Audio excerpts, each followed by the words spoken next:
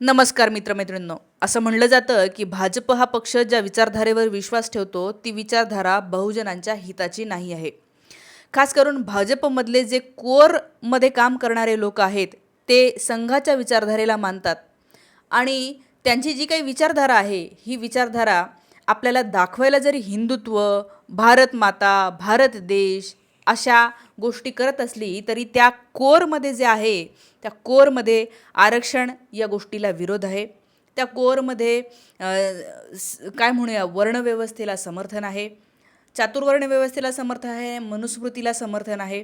त्या कोअरमध्ये संविधान जे आज आपल्या देशाला चालवतं आहे या संविधानाबद्दलची चीड आहे. म्हणजे कोअरमध्ये काम करणाऱ्या या सगळ्या लोकांना असं वाटतं की हे संविधान नसलं पाहिजे, संविधान बदललं पाहिजे आणि अशा अनेक गोष्टी आहेत. पण आता गेली 10 वर्ष भाजपमध्ये काम केलेले माजी मंत्री आहेत लक्ष्मण ढोबळे. लक्ष्मण ढोबळे यांनी भाजपला जे आहे ते काल राजीनामा दिला आणि आता त्यांनी तुतारी हातात घेतलेली आहे. शरद पवार यांच्याकडे ते परत आलेले आहे आणि हे परत येत असताना लक्ष्मण ढोबळे यांनी एक खूप महत्त्वाचं स्टेटमेंट केलं. ते असं म्हणतात, भाजपने बहुजनांचा नेता मोठा होऊ दिला नाही. हे बघा इथे बातमी आहे. भाजपने बहुजनांचा नेता मोठा होऊ दिला नाही. पोरासोराच्या रांगेमध्ये लक्ष्मण ढोबळे यांना बसवलं आणि त्याच्यामुळे जे आहे ते या 10 वर्षामध्ये भाजपसोबत राहून लक्ष्मण ढोबळे यांना अनेक बरे वाईट अनुभव आले आणि त्यामधून त्यांनी भाजप या पक्षाला कायमची सोडचिठ्ठी दिली आणि हा ठपकासुद्धा ठेवला की बहुजनांच्या नेत्यांना भाजप मोठं होऊ देत नाही. आता लक्ष्मण ढोबळे हे खरंच खूप मोठं नाव आहे. 1980 पासून ते 2015पर्यंत ते शरद पवार यांच्यासोबत होते आणि 2015 साली ते भाजपमध्ये गेले होते. त्यांनी हेही सांगितले की 15ला आम्ही भाजपमध्ये का गेलो तर त्यांना असं वाटत होतं की शरद पवार यांच्या पक्षामध्ये सुद्धा अजितदादा पवार यांची दादागिरी खूप चालते आणि होतंय असं की अजित पवारांचं आणि ढोबळेंचं काही फार पटायचं नाही आणि त्यामुळे ढोबळे यांनी शरद पवार किंवा हे काय म्हणूया राष्ट्रवादी काँग्रेस सोडली किंवा असं असू शकतं सत्तेमधल्या भाजपने ईडी CBI असे कुठले धाक त्यांच्या मागे लावून हे पक्षांतर घडवून आणलेलं असू शकतं. ते काहीही असो, आपल्याला माहिती आहे इकडच्या तिकडच्या पक्षामधनं जे भाजपमध्ये गेलेले लोक आहेत आत्ता गेल्या 7-8 वर्षामध्ये सुद्धा त्यांना काय फार मोठा से नाही आहे. म्हणजे थोडक्यात म्हणजे त्यांना अशीच वागणूक दिली जाते की तुम्ही नंतर आलेले आहात आणि आम्ही जे काय आहोत जुने आहोत अशा अर्थानेच ते पाहिलं जातं. आणि ढोबळे यांना सुद्धा असाच अनुभव आला. ते म्हणाले की पोरासोरांच्या रांगेमध्ये आम्हाला बसवलं जायचं, फार काही आम्ही काय म्हणतो याच्याकडे लक्ष दिलं जात नव्हतं आणि त्यामुळे या सगळ्या गोष्टीला कंटाळून आम्ही शरद पवार यांच्याकडे आलो. आणि ते म्हणतात की मला परत एकदा बरं वाटतंय की आता आयुष्याचे फार काय म्हणूया शेवटचे दिवस आहेत. जसं की आता त्यांचं वय झालं आहे, त्यांना असं म्हणायचं होतं की मला आता इथे येऊन बरं वाटतं आहे, शरद पवार यांना या काळामध्ये आपणही साथ द्यायला पाहिजे असं मला वाटतंय, असं ते सगळं बोलले. आता ते जे काही बोललेले असतील आपल्याला माहिती आहे की अनेकदा हे नेते जे आहेत ते भावनिक करत असतात. पण यांचं हे जे काही वाक्य आहे ना, बहुजनांचा नेता मोठा होऊ दिला नाही, भाजपने बहुजनांचा नेता मोठा होऊ दिला नाही, मला ह्या म्हणजे हे वाक्य मला महत्त्वाचं वाटतं. हे महत्त्वाचं याच्यासाठी वाटतं की आज भारतामधल्या बहुजनांना अजूनही हे कळत नाही आहे की भाजप खरोखर बहुजनांच्या हिताचं नाही आहे आणि हे मला खूप वर्ष काही गोष्टी पाहून लक्षात आलेलं आहे. मी तुम्हाला परत एकदा सांगते की मी सुद्धा एकेकाळी भाजपची समर्थक होती. नरेंद्र मोदी पंतप्रधान झाल्याच्यानंतर मलाही चांगलं वाटलं होतं.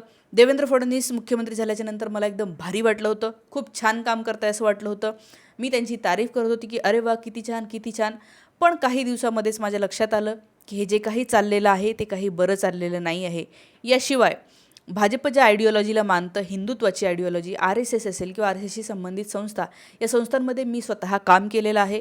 मी RSSच्या मोहन भागवत यांचे अनेक ऐकलेले आहेत त्या रेशीमबागेमध्ये जाऊन आणि त्यामुळे मला त्यांची जी कोर आयडिओलॉजी आहे ही माहिती आहे. त्यामुळे मी तुम्हाला सांगते की या आयडिओलॉजीमध्ये बहुजन आपल्यासारखे जे असतात, या सगळ्या बहुजन म्हणजे कोण मी तुम्हाला सांगते, नॉन ब्राह्मण, जे ब्राह्मण नाही किंवा जे उच्चवर्णीय मराठा नाही आहेत, म्हणजे ज्यांना कशाचीच वानवा नाही आहे, पाचीबोटं तुपात असलेले जे लोक होते ते सोडून बाकीचे सगळे आपण बहुजन असतो.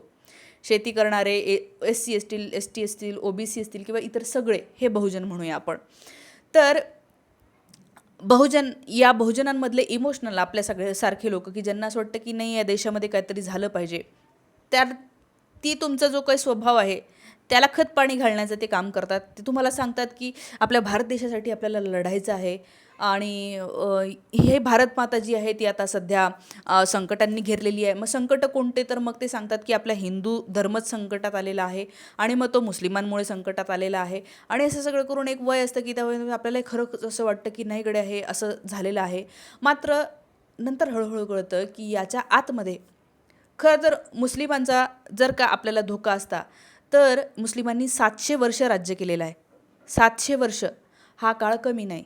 700 वर्षामध्ये जर मुस्लिमांना हिंदू धर्म संपवता आला असता की नाही, 700 वर्षानंतर पण त्यांची संख्या ही 14% का राहिली एकूण लोकसंख्येच्या.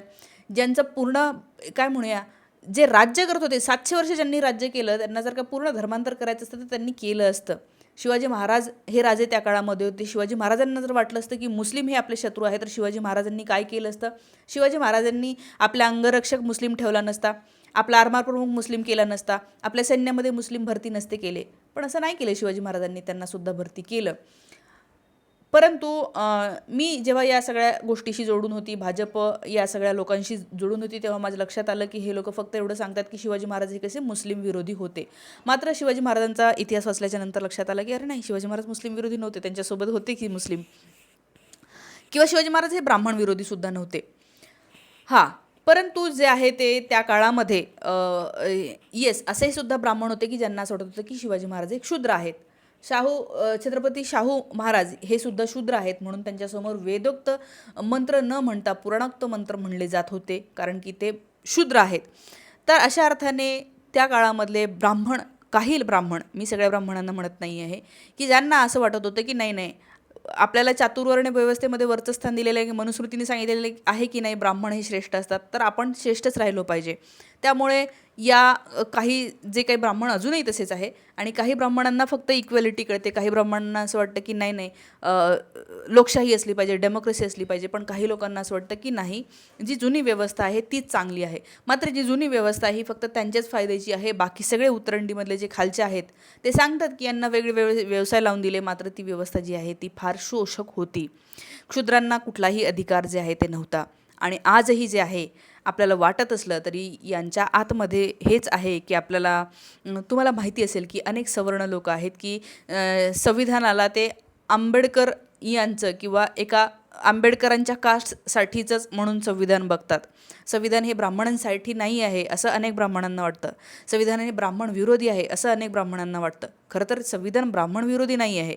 संविधान हे त्या काळामधले जे कट्टर ब्राह्मण होते त्यांनी जी व्यवस्था लावली होती, त्यांनी जे नियम लावले होते, छूत अछूत होतं, हे अजूनही आहे.